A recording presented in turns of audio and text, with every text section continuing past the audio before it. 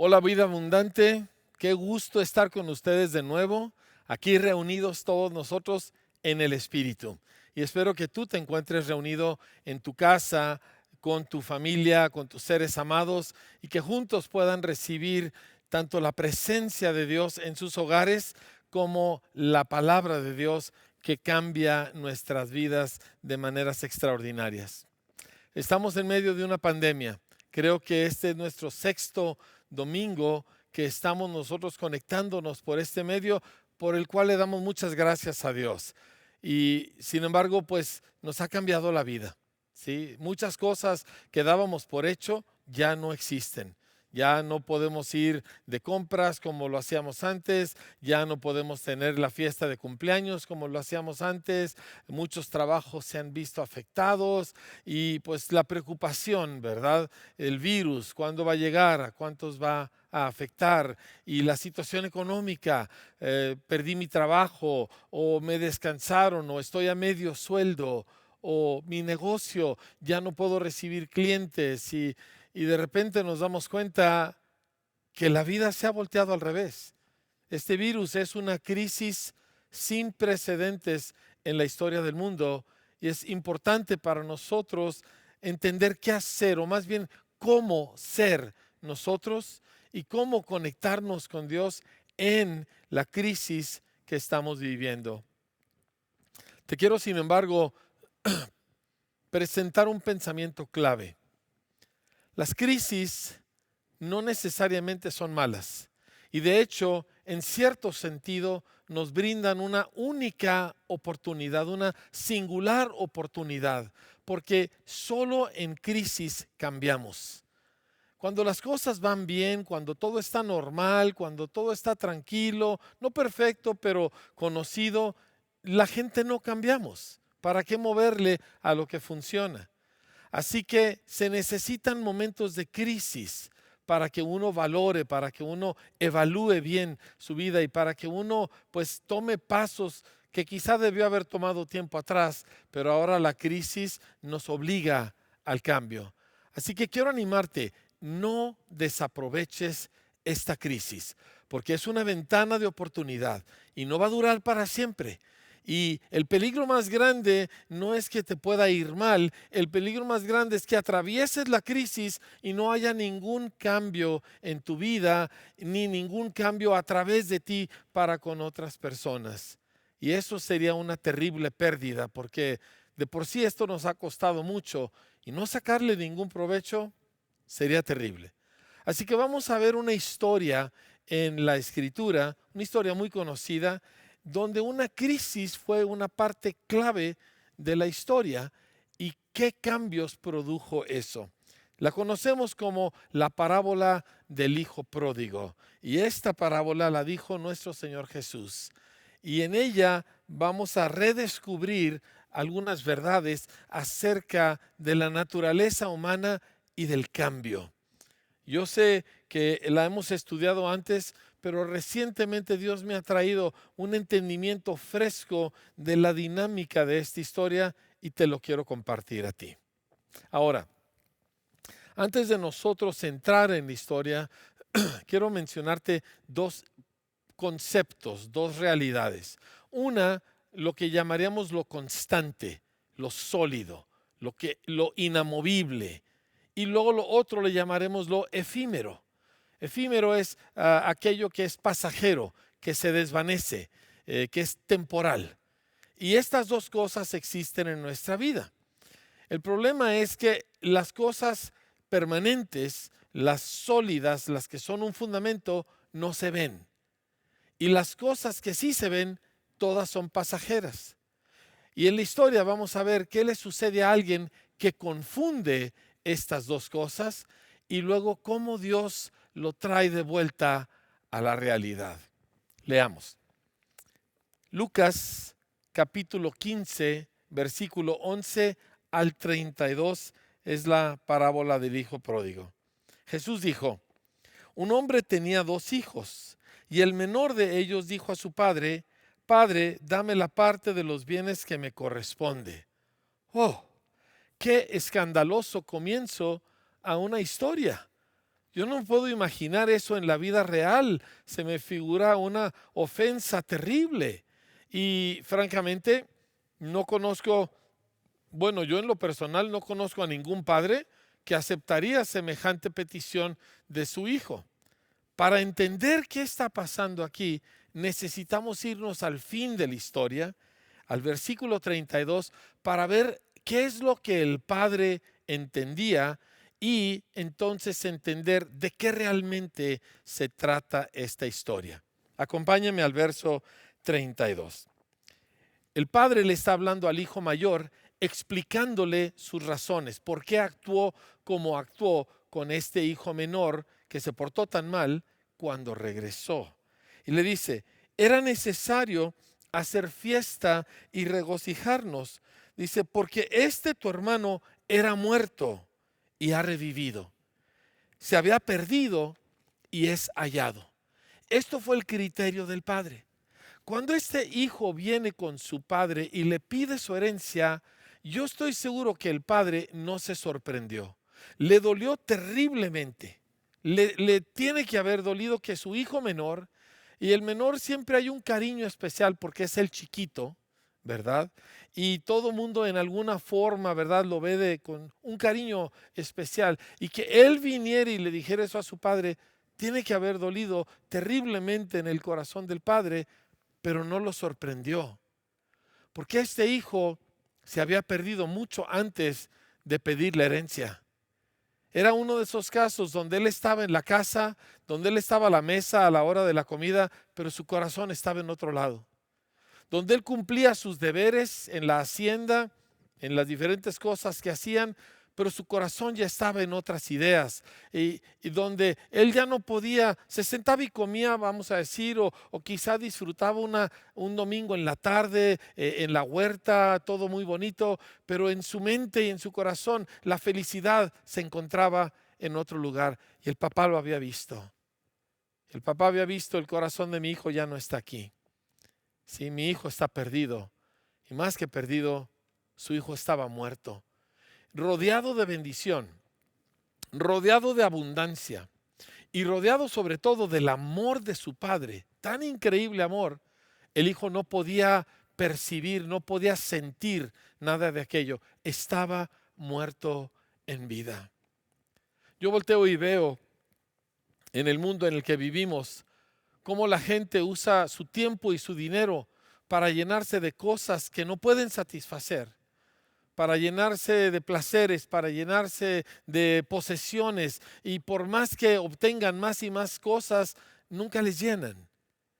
Y ya no pueden disfrutar la caricia de un hijo pequeño, ya no pueden disfrutar la sonrisa de la pareja, están muertos en vida. Pienso en tanto joven, estos de veras me cargan porque hay muchos jóvenes, muchísimos jóvenes que van a la universidad porque eso es lo que se hace. No van porque aman el aprender o porque quieren crecer. Van porque esa es la edad que tienen y eso es lo que uno hace. Y en el caso de los más ambiciosos, pues van para conseguir una carrera que les garantice un buen ingreso, pero no porque aman lo que están haciendo. Están muertos, están perdidos. A pesar de que los ves, en realidad ellos están en otro lugar. Me pregunto, ¿cuántos hombres hay que estás con tu esposa, pero en tu mente se te viene el pensamiento, si me hubiera casado con fulana? ¿O cuántos trabajadores, si hubiera aceptado ese otro trabajo, o quizá viviendo en tu ciudad, es que yo me debí de haber ido a otra ciudad? Estás en el lugar, pero tu corazón ya no está ahí. Así estaba este joven. Y eso es peor que la muerte. El coronavirus puede matar tu cuerpo, pero su alma estaba muerta. Su corazón estaba perdido. Y el padre vio esto y supo lo que tenía que hacer. Entonces hizo lo que ninguno de nosotros haría, le entrega al hijo una cantidad enorme de bienes, porque era un hombre rico, y lo hizo sabiendo lo que el muchacho iba a hacer. El muchacho se iba a ir a cumplir sus sueños, ¿verdad? El muchacho iba a ir a darse la vida. El muchacho iba a ir Y el padre sabía, el padre tenía tiempo, tenía años de vida y sabía que este muchacho iba a desperdiciarlo todo y que iba a ser una experiencia muy dolorosa. Y sin embargo lo dejó ir. ¿Por qué? Porque el muchacho ya no estaba ahí. Y tenía que atravesar una crisis para poder él ver la realidad, para poder darse cuenta de las cosas como son. Así que dice, el padre les repartió los bienes. No muchos días después, juntándolo todo, el hijo menor se fue lejos a una provincia apartada y ahí desperdició sus bienes viviendo perdidamente. El dinero es como un termómetro. El dinero revela lo que uno trae por dentro. Y en el momento que este muchacho tuvo dinero y que ya no tenía la mirada de su padre y de su hermano, usó el dinero en lo que realmente creía que le daría felicidad. Y en su caso fue placer, la pachanga. Ese estudiante que va a la universidad porque pues por la razón que vaya, pero lo que está esperando es el viernes, que llegue la hora que se van a ir a tomar, que se van a meter una pachanga y una borrachera padrísima y esa es su aspiración en la vida. Eso a mí me parte. Pensar que un joven inteligente, atractivo, ¿verdad? Que tiene todo su futuro delante de él, su única aspiración sea la borrachera del fin de semana. Y así estaba este joven. Y el padre lo dejó ir a lo que seguramente le causaría mucho dolor. Y cuando todo lo hubo malgastado, vino una gran hambre en aquella provincia y comenzó a faltarle. Llegó la crisis. Llegó la debacle económica. Mucha gente el día de hoy, más que al virus, lo que le tiene pavor es a la debacle económica, que se venga una gran depresión como hace 90 años. ¿Y ahora de qué vamos a vivir? Y se nos va a acabar todo. Y esta exactamente fue la crisis que le sucedió a este joven. Una crisis que le tenía que suceder porque solo en las crisis hay cambio. Vamos a continuar con la historia. Dice, y se fue y se arrimó a uno de los ciudadanos de aquella tierra, el cual le envió a su hacienda para que alimentara a los cerdos. ¿Sabes la humillación que era para un joven judío de abolengo ir y dedicarse a criar y alimentar cerdos? No podía haber una cosa más baja, un hoyo más profundo en el cual caer para esta audiencia de judíos que estaba escuchando a Jesús contar esta historia. Yo estoy seguro que muchos dijeron, "Ugh", de oír lo que le había pasado a este joven. Y no para ahí la tragedia. Dice, y fue y se arrimó a uno de los ciudadanos, dice, y lo mandan a criar cerdos. Versículo 16, y deseaba llenar su vientre de las algarrobas que comían los cerdos, pero nadie le daba. La verdad, yo no soy 100% seguro de qué son algarrobas, he leído un par de cosas, pero suena muy feo. Y si es lo que le dan a los marranos, no puede ser algo muy pues deseable para un ser humano. Pero tenía tanta hambre este muchacho. Tanta hambre que hasta eso se le hacía algo atractivo. Y de repente sucede el momento que la crisis busca. La razón por la cual Dios nos mete en crisis. Mira, vamos atrás a la primer crisis que se registra en la Biblia. El primer libro que se escribió en la Biblia fue el libro de Job. Y es toda una historia, 40 y tantos capítulos de una tremenda crisis. Y esta crisis, Dios es el que la propicia. Y cuando le viene a Job todo lo terrible, ¿verdad? Se le acaba toda su hacienda, pierde absolutamente todo. Y sus hijos, todos sus hijos mueren trágicamente. Y él se enferma de la manera más espantosa, de pies a cabeza, cubierto de llagas y de costras, ¿verdad? Y una situación espantosa. Y la Biblia dice que Job no le atribuyó a Dios despropósito alguno. Y aquí llegamos a nuestra primer constante. Dios es bueno. No importa lo que se vea en la vida, Dios es bueno y en Él no hay maldad. La Biblia dice, Dios es luz y en Él no hay ningunas tinieblas. Santiago nos dice, no se engañen, mis hermanos, no se equivoquen. Toda buena dádiva y todo don perfecto desciende, dice, del Padre de las luces, en el cual no hay cambio ni sombra de variación. Dios siempre es bueno, Dios solo es bueno, Dios es, en Él no hay ninguna maldad nunca. Y Job entendía esto, aunque había otras cosas que él necesitaba descubrir. Y en el versículo 17 de nuestra historia dice así: y volviendo en sí. Este joven que estaba flaco, que estaba muriéndose de hambre, de repente la crisis le abre los ojos. Eso es lo que hacen las crisis. No sé si te haya tocado que un ser querido esté gravemente enfermo y de repente tú revaloras toda la manera en que te has relacionado con ese ser querido.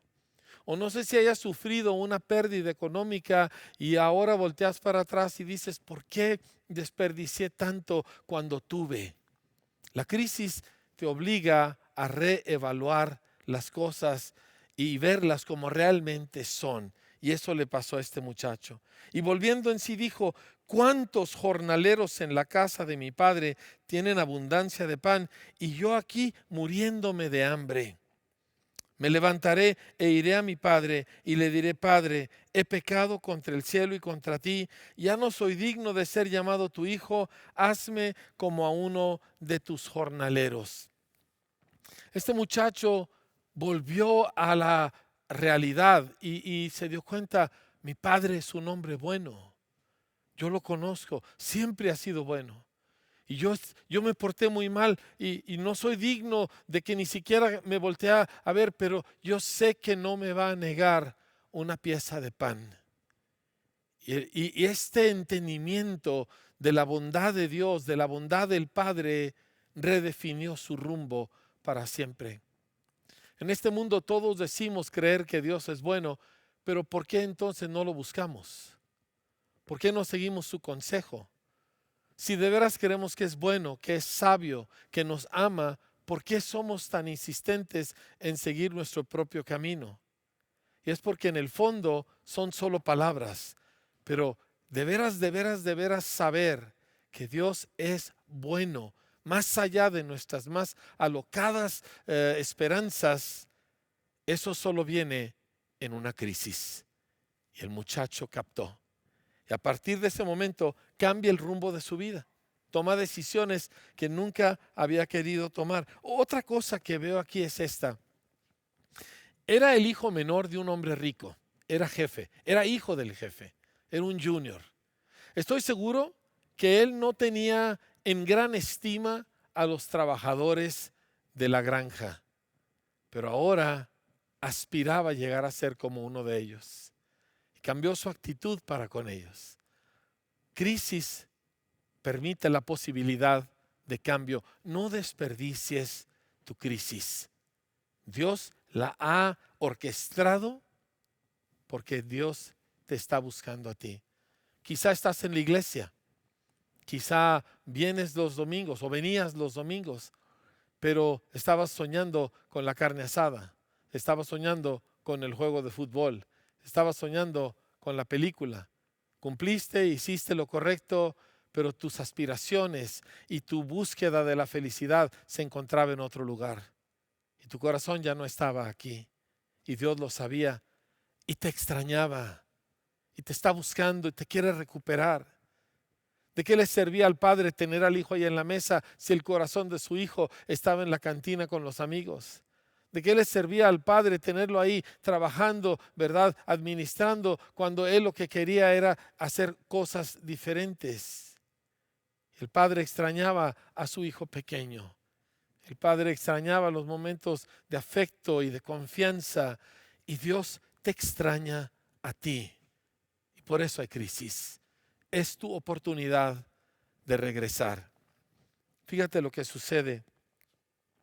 El joven se da cuenta que su padre no solamente es bueno, su padre tiene la capacidad de hacer algo por él. Esto le pasó a Abraham. Abraham no tenía hijos. Eso era algo terrible para un hombre en su tiempo, en su cultura. Y Dios le promete un hijo a pesar de que él tiene 99 años de edad y que su mujer es estéril. Pero la Biblia dice acerca de Abraham que él llegó a estar plenamente convencido de que Dios era poderoso para hacer todo lo que le había prometido. Así que Abraham sabía que Dios es bueno, eso lo había descubierto, pero ahora se da cuenta que Dios es todopoderoso, y cuando se juntan estas dos cosas, Dios es verdaderamente bueno para conmigo y Dios es todopoderoso, Dios puede hacer todo. Y el resultado de aquello es que se le ilumina el rostro a Abraham y se llena de esperanza y todo cambia en su vida. Así que este hijo se le está abriendo el entendimiento y va a casa. El camino fue largo. El muchacho estaba débil. Olía a rayos. Su ropa, harapos. Cuando ya iba llegando cerca de la granja, no sabemos cuántos kilómetros viajó, y viajó a pie, no tenía otro modo de transporte.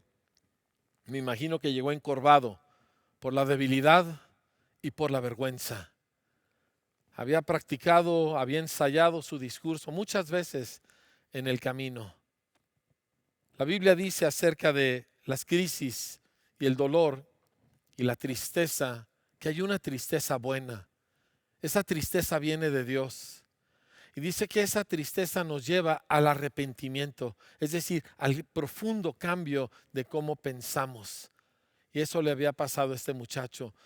Segunda de Corintios, en el capítulo 7, dice que hay una tristeza que es según Dios, que nos lleva al arrepentimiento, y este arrepentimiento produce salvación, de lo cual no hay que arrepentirse. Así que no todo lo que Dios usa es a gusto y agradable. Hay dolor también, pero el objetivo siempre es que vuelvas a casa, que vuelvas a Dios, y que recuperándote Dios vuelvas a entrar en la bendición, pero ya no muerto, ya no insensible, sino que ahora verdaderamente un hijo. Así que el muchacho llega, dice, y levantándose vino a su padre, y cuando aún estaba lejos, lo vio su padre. En el momento que el padre se da cuenta, mi hijo, ya se le abrieron los ojos, mi hijo viene a casa, sale corriendo, dice, y cuando llega con el hijo y el hijo empieza el discurso, el papá lo abraza y lo besa y no lo deja hablar, y llama a los criados, traigan ropa, traigan calzado, pónganle un anillo, paren el trabajo de la hacienda, vamos a hacer una enorme fiesta porque mi hijo estaba muerto y mírenlo, está vivo, y estaba él perdido, pero miren, ya lo hemos hallado. No creo que se refería a lo físico.